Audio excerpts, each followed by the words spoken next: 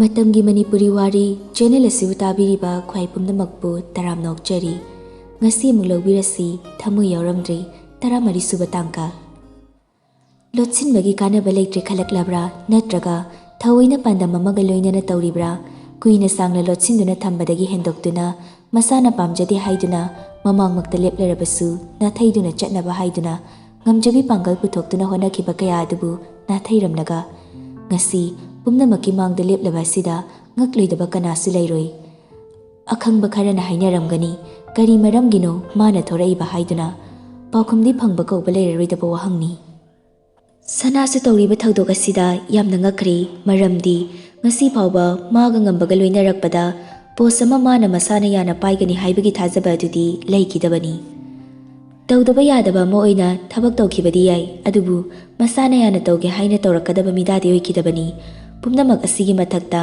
ngarangta thengnaduna wari tawkhriba aduda thabakki wafam amata pushinduna wari tawkiba leite thabak tawningbagi wa amata phongdokiba leitabani phamlambadagi lepkhattuna angakpaga loinana tv aduda yengakpa aduga mapa chanana ngamba mana leiriba ka aduda changlakpa adu khangdaba makhai ngakna tv aduda maya kaba makhai yengduna lei ngambana changsilaktuna sanagi nakta lepi aduga masu tv aduda haifet yenglaga sanada amuk onsilaktuna hanglai kaino naya kaba makhai yengidubo sanadu wanganglakpa aduda gyan lakpagumna mamitto muktang kuplaga ngambada yenglai tarang amada yenglakliba mityeng aduda ngambana makhut khubaktuna sanagi mitta khumjinbagi mawongda thamlaga amuk handoktuna hanglai gyan tarabo nangbo sanadu tarang amada tv da khudombi thinduna latli tawduna hairai tv da ceo ngambana thariba sofa da famthaduna khumlai noi mayamna adugamna oheningmadubu haidana aina thokoni oirakpasida amu oheningaktrabo sanasu ngambagi nakanda famtharakduna hairai adu orasu asukthuna oidoilerasibona adumoi thokpani kai kairagasibo kaisu kaidabanida hana plan amta tawdana plan chongba thabak natida kande office jase aibu welcome tawbagi achauba ceremony ama sinaba haidana tetna paw haikrabani ai speech masam pithagi neibremu masi haiduna phamlambadagi hogattuna magi room leiriba duda chatkhai sana gyan menama ita tadana sofa duda dumak famduna lehori ngaihak mana dumna famlingai ngamba nahan makhaigi matawgumna dress tu fashion yaklawi da setuna thorai masam dusu lumangya sangba saruk singadu khoiri fari tawduna thadai laiba ngambagi mawong duda phamlambadagi sana fukhagatuna ngambada yenglai kaino nupa masak fajaba amuk tawjadriba miya mali law chache sir kaino adumai chatira ngakna yengduna hanglakliba wahang aduda ngamba masadu matanta handaduna yengjaraga khumlai kaino sumai chatpa kedora haino ahongbam tanati aina selise sechage kaina hairaga hekta phangba dress natine aina selise sanana changsilaktuna ngambagi khudang paiduna chinglaga ngambagi katamna chatna hairai mafam matam chadana dress selabadi mayamna noknabada roibi orani atei lairi dress ta hanam ta hongdousi ngambanaga wa haiba nangdringai sanana mabu chingduna dressing room leiriba du tamna pushilai wardrobe sing ado hangdoktuna formal oiba dress kanaba tawribadu ngamba mangak cheptha noki wal duna gathaduna yengi sanana white color gi formal shirt deep blue color gi formal pant aduga deep blue color gi coat ama lokthoroktuna thammi adu loibaga amuk necktie ngakta yauriba drawer adu amuk chingthoktuna deep blue machu gi tie ama mu puthoraktuna dress pulap adu ngambada pulap pishilaga hairai si hongdoga thoro sir ai mapana ngairamage masi hairamlaga sana mapanda thokri ngambadu makutta pariba dress sing adu yenglaga noki tawduna dress sing adu pushinduna change tokto adubu tai dumadi hana mukta pundaba oibana haitri aduna mangak aduda yansinduna adumak thorakli sanana yaliba taigi mawongdu uraga bisum suktuna hanglai kaino sir taibu phadi yanu dong yalidubo tai kaino hainadi dai kaino hainadi haibubo amta punsilo sir hainadaba natana haite sana pairap ngambabu yenglamlaga changsilaktuna yaliba taidu ningthina semi nakna changsilakpada uhaliba maithongduda ngamba mamit kuptaba makhai yenglai mihundu khonjel hengalaktuna khonjel ama thoklakpagumna tawrai sanasu semlibadu loshilaga khara amuk chathokduna hairai Manungda amta changuse sir. Kai walige? Yam watli. Mana hana manungda changkhre ngamba suina duna manungda changlai. Dressing table dugi mamangda makuna samchet ama paiduna leplaga leirami. Ngamba mamito ankatuna masagi masamduda yengjay. Aduga sanada amuk yenglai. Sanana changsilagtuna ngambagi makutta samchet adu piramlaga hairai. Makhada ai amta kumukige samdo halamu. Ai samsidi soke hairkanuko. Mashimadi sokpa yaroi. Simadi thengakpa yaroi. Sir, adumaina chatpa yaroi. Nangna haibanina dress ibawdi change tawrabani. Aduga samsimadi yaroi. Simadi ai nangna hairabasu yaroi. Sir, sidi aigi signature gumbani. Aduna simadi touch tawrakano. Sanadu ngambada suktuna yenglamlaga khunguptuda amuk yengduna hairai. Khungupto man change tawraga kumtharo. Ai gari thawdamage. Gari thawdokpagi thabak aina amadi sinakre. Nang asidagi gari thawalaroi. Adu oirgana sir, ai office da ceremony gi manakta chacharage. Madu se ekta yaba natida aiga punna chatkadabani. Makhada ingaramage khungupta change tawraga kumtharo adudi. Sanadu ngambagi khunguptuda yenglaga mamai leithoktuna ngurung ngambabu tanaba mawongda sonduna hairaga chatki. Seliba dress siga khungupsiga chanadi kaise amta khangdi. Asibu ega hainale. Masi haiduna chatkibadu ngamba masana tongliba khunguptuda yengjaraga noktuna lehawi. Makoi ani du punna office tamna lai. Makoina office yorakpa maktada staff mayamga loinana mabu welcome tawnaba decoration kaya tawduna ngairami. Mayamdugi marakta Ningthouja amadi Manishi yaurami. Ningthoi di wheelchair duda famduna changlaiba machabu nokmi yengi. Manina Ningthoi gi nakanda makala mamaithonga loinana yengduna lepi. Media gi miyoi kaya makuta camera paiduna changlakliba ngambabu photo kaya nami. Ngamba mamada michi fatkhatuna nokshili sanaga loinana changsilaktuna leiramliba chawa post paiba miyoiga makut soknaduna masaktai. Manigi nakanda lepliba yai ferelda pairapna yenglamlaga manungda mayamga loinana changlai. Conference hall manungda changlaktuna manina hana ngasida join tawraktuna thabak paiba hogadoriba machabu okpagi wahai kya phongdoi. Ngambasu ahanba oina office sida changlakpa sida magi oiba mot kaya phongdoktuna wa kaya hai. Nahan makai pangang angjarabasu ngasi mayam mamangda ngangakpa sidadi yamna formal oiba speech ta ngangi. Leiriba mayamgi attention magi speech tuna phangba ngami. Adugamba machagi matauda manina ka hena pongjaba mawongda mayam mamangduda chakthokna famli. Sana sungakpani tawriba ngambagi thajadaba matauksing adu. Wa ngangba loiraga ngambana maga thangnana thariba sittuda changsinduna phamlabadu sana ngakpaga sagonaba meeting amana adumak ngambada yengbaduda ngamba mitna stage tuda yengduna hairai.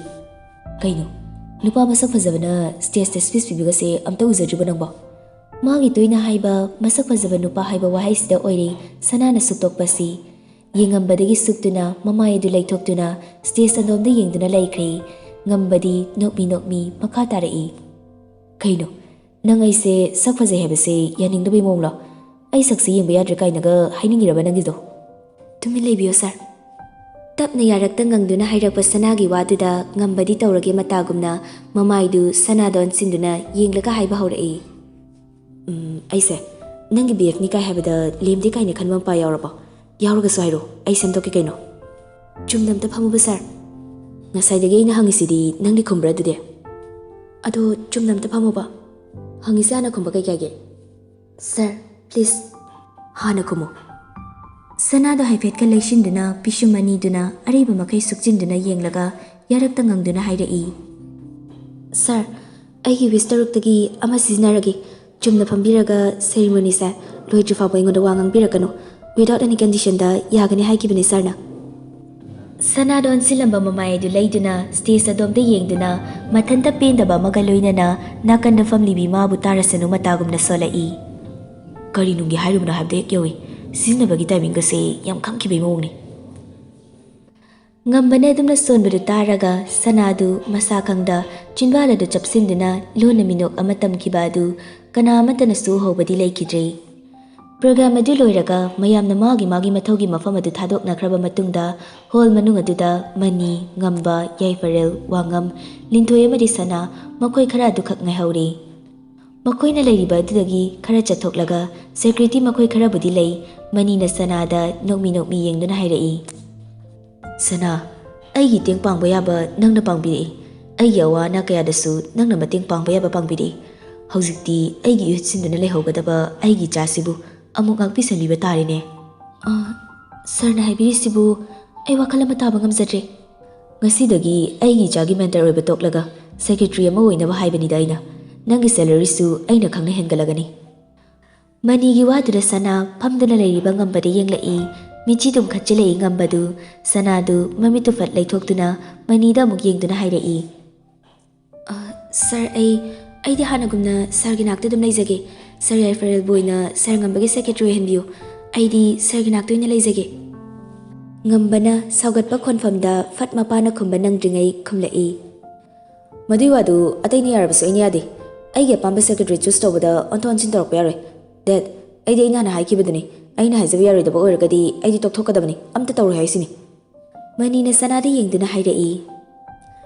ꯌꯥꯏꯐꯔꯦꯜꯗꯤ ꯍꯤꯔꯝꯁꯤꯗ experience ꯂꯩꯕꯒꯤ ꯆꯥꯡ ꯌꯥꯝꯅ ꯋꯥꯠꯂꯤꯕꯅꯤ꯫ ꯑꯗꯨꯕꯨ ꯅꯪꯗꯤ ꯑꯩꯒꯤ ꯅꯥꯛꯇ ꯂꯩꯗꯨꯅ ꯑꯩꯒꯤ ꯈꯨꯠꯅꯥꯃ ꯑꯣꯏꯔꯝꯕꯅꯤ꯫ ꯑꯗꯨꯅ ꯅꯪꯗꯤ ꯍꯤꯔꯝ ꯈꯨꯗꯤꯡꯒꯤ ꯂꯣꯏꯅ ꯈꯪꯂꯕꯅꯤ꯫ ꯑꯦꯛꯁꯄꯤꯔꯤꯌꯦꯟꯁ ꯅꯤꯡꯊꯤꯅ ꯂꯩꯔꯕꯅꯤ ꯅꯪꯗꯤ꯫ ꯑꯗꯨꯅ ꯑꯩꯅꯁꯨ ꯅꯪꯅ ꯑꯣꯏꯅ ꯃꯥꯒꯤ ꯅꯥꯛꯇ ꯂꯩꯕꯅ ꯐꯒꯗ꯭ꯔꯅ ꯈꯜꯂꯤ꯫ ꯁꯅꯥꯗꯨ ꯄꯤꯔꯤꯕ ꯊꯕꯛ ꯑꯁꯤꯗꯒꯤ ꯂꯩꯊꯣꯛꯄ ꯉꯝꯃꯣꯏꯗꯧꯔꯤ꯫ ꯃꯅꯤꯒꯤ ꯋꯥꯒꯤ ꯄꯥꯎꯈꯨꯝ ꯄꯤꯗꯅ ꯁꯨꯛꯊꯔꯤꯕ ꯃꯇꯧ ꯑꯗꯨ ꯎꯔꯒ ꯅꯤꯡꯊꯣꯏꯅ ꯇꯞꯅ ꯍꯪꯂꯛꯏ꯫ ꯚꯤꯃꯥ, ꯏꯆꯥꯕꯨ ꯊꯕꯛꯁꯦ ꯄꯥꯝꯗꯕ꯭ꯔꯥꯅꯦ?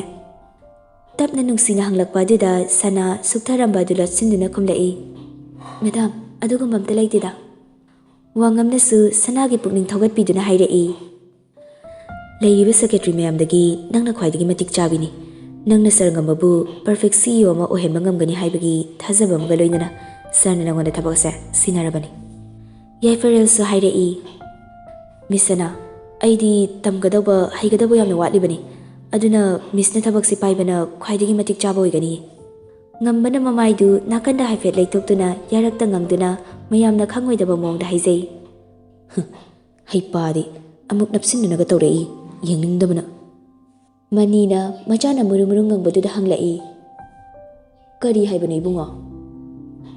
ꯀꯩꯁꯨ ꯍꯥꯏꯗꯦꯗ, ꯈꯅꯥꯎ ꯁꯨꯝ ꯅꯨꯡꯉꯥꯏꯇꯕꯒꯤ ꯇꯧꯕꯅꯤ꯫ ꯃꯅꯤꯅ ꯁꯅꯥꯗ ꯑꯃꯨꯛ ꯑꯣꯟꯁꯤꯟꯗꯨꯅ ꯋꯥꯐꯝ ꯑꯁꯤ ꯀꯟꯐꯥꯔꯝ ꯇꯥꯅꯤꯡꯕꯒꯤ ꯑꯔꯣꯏꯕ ꯋꯥꯍꯪ ꯍꯪꯂꯛꯏ꯫ ꯁꯅꯥ, ꯅꯪꯕꯨ ꯌꯥꯔꯕ꯭ꯔꯣ? ꯂꯩꯔꯤꯕ ꯃꯌꯥꯝꯗꯨ ꯑꯃꯨꯛꯇꯪ ꯀꯣꯏꯅ ꯌꯦꯡꯂꯛꯏ꯫ ꯑꯔꯣꯏꯕꯗ ꯃꯉꯣꯟꯗ ꯅꯣꯛꯈꯤ ꯅꯣꯛꯈꯤ ꯌꯦꯡꯉꯤꯕ ꯉꯝꯕꯗ ꯎꯄꯥꯏ ꯂꯩꯇꯦ꯫ ꯃꯄꯨꯅ ꯄꯤꯔꯛꯄ ꯌꯥꯊꯪ, ꯃꯥꯂꯦꯝ ꯂꯩꯗ ꯇꯥꯐꯗꯦ ꯍꯥꯏꯕꯒꯨꯝꯅ ꯃꯄꯨꯒꯤ ꯁꯛꯂꯣꯟ ꯂꯧꯗꯨꯅ ꯄꯤꯔꯛꯂꯤꯕ ꯌꯥꯊꯪ ꯑꯗꯨ ꯄꯥꯝꯗ ꯑꯣꯛꯄ ꯇꯥꯕꯅꯤ꯫ ꯍꯣꯏ, ꯌꯥꯔꯦ ꯁꯔ꯫ ꯉꯝꯕꯅ CEO ꯑꯣꯏꯕꯒꯤ ꯄꯥꯎꯁꯤ ꯃꯦꯗꯤꯌꯥ ꯀꯌꯥꯗ ꯐ꯭ꯂꯥꯁ ꯇꯧꯔꯛꯄꯗꯒꯤ ꯋꯥꯍꯩ ꯆꯥꯏꯔꯦ꯫ ꯄꯨꯝꯅꯃꯛꯅ ꯈꯪꯅꯕ ꯀꯝꯄꯅꯤ ꯑꯃ ꯑꯣꯏꯕꯅ ꯃꯌꯥꯝꯁꯨ ꯄꯨꯝꯅꯃꯛ ꯄꯥꯎ ꯑꯁꯤ ꯇꯥꯔꯦ꯫ ꯕ꯭ꯔꯗꯦꯟꯁꯨ ꯃꯌꯥꯝꯒꯤ ꯃꯔꯛꯇ ꯑꯃ ꯑꯣꯏꯗꯨꯅ ꯉꯝꯕꯒꯤ ꯄꯥꯎ ꯑꯁꯤ ꯃꯥꯁꯨ ꯇꯥꯔꯦ꯫ ꯑꯉꯛꯄ ꯑꯃ ꯐꯥꯎꯕꯅꯤ ꯃꯁꯥꯗ꯫ ꯉꯔꯥꯡꯇ ꯋꯥꯔꯤ ꯁꯥꯟꯅꯈꯤꯕꯅꯤ꯫ ꯑꯁꯤꯒꯤ ꯃꯇꯥꯡꯗ ꯃꯉꯣꯟꯗ ꯋꯥꯍꯩ ꯑꯃ ꯍꯥꯏꯔꯛꯄꯗꯤ ꯂꯩꯈꯤꯗꯕꯅꯤ꯫ ꯑꯗꯨꯕꯨ ꯀꯔꯤ ꯋꯥꯈꯜꯗꯒꯤ ꯇꯧꯔꯛꯏꯕꯅꯣ ꯍꯥꯏꯗꯅ ꯃꯥꯒꯤ ꯑꯣꯐꯤꯁ ꯔꯨꯝꯗ ꯃꯈꯨꯠꯇ ꯇꯦꯕ꯭ꯂꯦꯠ ꯑꯗꯨ ꯄꯥꯏꯗꯨꯅ ꯉꯝꯕꯅ ꯄꯤꯈꯤꯕ ꯁ꯭ꯄꯤꯆꯇꯨ ꯌꯦꯡꯗꯨꯅ ꯂꯩꯔꯤꯉꯩ ꯃꯄꯥ ꯕ꯭ꯔꯖꯦꯟ ꯔꯨꯝꯗ ꯆꯪꯂꯛꯏ꯫ ꯃꯄꯥꯅ ꯆꯪꯂꯛꯄ ꯎꯕꯗ ꯌꯦꯡꯂꯝꯕ ꯑꯗꯨ ꯃꯨꯊꯠꯇꯨꯅ ꯊꯝꯂꯒ ꯃꯄꯥꯅ ꯆꯪꯂꯛꯇꯨꯅ ꯃꯥꯒꯤ ꯅꯥꯛꯇ ꯐꯝꯂꯤꯕ ꯑꯗꯨ ꯌꯦꯡꯗꯨꯅ ꯂꯩ꯫ ꯕ꯭ꯔꯖꯦꯟꯁꯨ ꯆꯪꯁꯤꯟꯗꯨꯅ ꯆꯤꯌꯔ ꯑꯃꯗ ꯐꯝꯂꯒ ꯃꯆꯥꯅꯨꯄꯥꯗ ꯌꯦꯡꯗꯨꯅ ꯍꯪꯂꯛꯏ꯫ ꯄꯥꯎꯁꯤ ꯅꯪꯁꯨ ꯇꯥꯔꯕ ꯅꯠꯇ꯭ꯔꯥ? ꯍꯣꯏ ꯕꯥ꯫ ꯅꯧꯅ CEO ꯑꯣꯏꯔꯤꯕ ꯃꯅꯤꯒꯤ ꯃꯆꯥꯒꯤ ꯁꯦꯀ꯭ꯔꯦꯇꯔꯤ, ꯃꯅꯤꯒꯤ ꯁꯦꯀ꯭ꯔꯦꯇꯔꯤ ꯑꯣꯏꯔꯝꯕꯤ ꯁꯅꯥꯅ ꯑꯣꯏꯔꯦ ꯍꯥꯏꯕꯁꯤꯗꯤ ꯅꯪ ꯇꯥꯔꯕ꯭ꯔꯥ? ꯃꯗꯨꯃꯗꯤ ꯑꯩ ꯇꯥꯗ꯭ꯔꯤ꯫ ꯅꯃꯥꯗꯣ ꯍꯧꯖꯤꯛꯇ ꯑꯩꯉꯣꯟꯗ ꯐꯣꯟ ꯇꯧꯔꯝꯕꯅꯤ꯫ ꯅꯪꯕꯨ ꯋꯥꯔꯤ ꯁꯥꯗꯨꯅ ꯋꯥꯈꯜ ꯇꯥꯍꯜꯂꯨ ꯍꯥꯏꯗꯨꯅ ꯌꯥꯝꯅ ꯀꯟꯅ ꯍꯥꯏꯔꯛꯏ꯫ ꯅꯪꯅꯁꯨ ꯍꯦꯟꯅ ꯈꯪꯉꯤꯕꯗꯨꯅꯤ ꯅꯃꯥꯒꯤ ꯃꯑꯣꯡ꯫ ꯅꯪ ꯍꯧꯖꯤꯛ ꯁꯦꯡꯅ ꯀꯔꯤ ꯈꯜꯂꯤ ꯍꯥꯏꯕꯗꯣ ꯅꯃꯥꯗ ꯍꯥꯏꯕ ꯇꯜꯂꯕꯁꯨ ꯕꯕꯥꯗ ꯍꯥꯏꯌꯨ꯫ ꯕ꯭ꯔꯗꯦꯟ ꯃꯄꯥꯗ ꯃꯨꯟꯅ ꯌꯦꯡꯂꯛꯏ꯫ ꯑꯗꯨꯒ ꯃꯃꯤꯠ ꯑꯗꯨ ꯂꯩꯊꯗꯨꯅ ꯇꯦꯕꯜ ꯑꯗꯨꯗ ꯌꯦꯡꯗꯨꯅ ꯂꯩꯈ꯭ꯔꯦ꯫ ꯃꯇꯧꯗꯨꯗ ꯕ꯭ꯔꯖꯦꯟ ꯑꯃꯨꯛꯀꯁꯨ ꯍꯪꯂꯛꯏ꯫ ꯍꯥꯏꯌꯨꯅꯦ ꯏꯄꯥꯗ꯫ ꯊꯕꯛꯀ ꯃꯔꯤ ꯂꯩꯅꯔꯕꯁꯨ ꯂꯩꯅꯗ꯭ꯔꯕꯁꯨ ꯑꯁꯦꯡꯕꯗꯣ ꯑꯩꯉꯣꯟꯗ ꯍꯥꯏꯌꯨ꯫ ꯅꯪꯅ ꯅꯃꯥꯕꯨ ꯈꯪꯍꯟꯅꯤꯡꯗ꯭ꯔꯕꯁꯨ ꯑꯩ ꯀꯅꯥꯗꯁꯨ ꯋꯥꯔꯤ ꯁꯥꯔꯣꯏꯒꯦ꯫ ꯍꯥꯏꯌꯨ, ꯇꯁꯦꯡꯅ ꯅꯪꯅ ꯍꯥꯏꯅꯤꯡꯉꯤꯕꯗꯣ ꯏꯄꯥꯗ ꯍꯥꯏꯌꯨ꯫ ꯕ꯭ꯔꯗꯦꯟꯁꯨ ꯁꯣꯔ ꯑꯁꯥꯡꯕ ꯑꯃ ꯍꯣꯟꯗꯣꯛꯇꯨꯅ ꯃꯄꯥꯗ ꯌꯦꯡꯂꯒ ꯍꯥꯏꯔꯛꯏ꯫ ꯕꯥ, ꯑꯩꯒ ꯁꯦꯀ꯭ꯔꯦꯇꯔꯤ ꯁꯅꯥꯒ ꯀꯔꯤꯒꯨꯝꯕ ꯃꯈꯜ ꯑꯃꯠꯇꯒꯤ ꯃꯔꯤ ꯂꯩꯅꯗꯦ꯫ ꯃꯥꯒ ꯑꯩꯒ ꯆꯨꯝꯅ ꯁꯛ ꯈꯪꯅꯕꯗꯤ ꯈꯪꯅꯩ꯫ ꯑꯗꯨ ꯅꯠꯇꯕ ꯑꯇꯣꯞꯄ ꯑꯍꯦꯟꯕ ꯃꯔꯤ ꯑꯃꯇ ꯂꯩꯇꯦ꯫ ꯃꯗꯨ ꯑꯣꯏꯔꯒ ꯑꯩꯈꯣꯏꯒꯤ ꯒꯦꯠ ꯃꯃꯥꯡꯗ ꯃꯥꯅ ꯅꯪꯕꯨ ꯂꯧꯕ ꯂꯥꯛꯈꯤꯕꯗꯨꯅ ꯀꯔꯤ ꯃꯔꯝꯒꯤ? ꯅꯨꯃꯤꯠꯇꯨꯅ ꯑꯍꯥꯟꯕꯅꯤ ꯃꯥꯒ ꯑꯩꯒ ꯊꯦꯡꯅꯕ꯫ ꯑꯩꯒ ꯂꯨꯅ ꯇꯤꯟꯅꯕ ꯃꯔꯨꯞ ꯑꯃꯒ ꯊꯦꯡꯅꯕꯅꯤ꯫ ꯑꯩꯒꯤ ꯃꯔꯨꯞꯇꯨꯒꯤ ꯒꯥꯔꯤꯗꯣ ꯃꯥꯅ ꯊꯧꯔꯒ ꯂꯥꯛꯄꯅꯤ꯫ ꯃꯔꯨꯞ? ꯅꯪꯒꯤ ꯃꯔꯨꯞ ꯁꯅꯥꯒ ꯃꯔꯤ ꯂꯩꯅꯕ ꯀꯅꯥ? Braden matin ado amuktang kut yothaduna khumlai. Jaga sukang nei paki machanupa ngamba ngasi CEO oire haiduna announce toriba ngamba aigi khwaidagi nungsiba marupni. Matam kuina sangna aiga marup oiduna laklaba aigi yamna nungsiba marupni ba. Braden safamon mamakai saugalai phathawa ngamdraba mawang amaga loinana phamlambadagi fukhagatuna makhut kutum tashinduna table aduda suduna hairi. Kari manigi machang ngambabu nangi marup nangna ngangi bawa adubu oithokpa ya bawa oigani haina nangna khanbro. Haikwa lekolgi leima madi Braden anigi machana manigi machaga marup madu oithokpa yagani haina nangna khanbra ha. Braden su sauna famlambadagi fukhagatuna nahan makai ngangba khondagi khara kalapna hairi. Karigino makhoi ga asukyam yaknari bisibo moine khoida lalakpana karino aikhoina moida lalubana karino mi amagi marakta asukyam yaknaba ma oiribse kaigino asawa utpagi mahutta asengma marumda aingonda haibiyo. Wahangnugi matik chaba pakum nangna aingonagi fangoi pakum haibabu nang maga amuk khana punba loina batinaba yaroi. Masigi wafam ase nangna wakal tarapadagi aikhoina nangona khanganduna laaba wafamni aduga karigino nangna makhoiga naksinanaba honariba nangna fana khaliba adugumba makalgi mido makhoi nati nangna thajaba thamba yaba mi nati makhoi matung amuk hana makhoiga nanga unaba yaroi karigumba unaba thingnaba tawraba ai mu phate haigano. Wafam ase hairamlaga Braden sauna kadudagi mapanda thokre. Braden thokriba mapabu yengduna pendabagi mityeng amaga loinana yengduna makhut kutum chena tashinduna tumina yengduna lehori.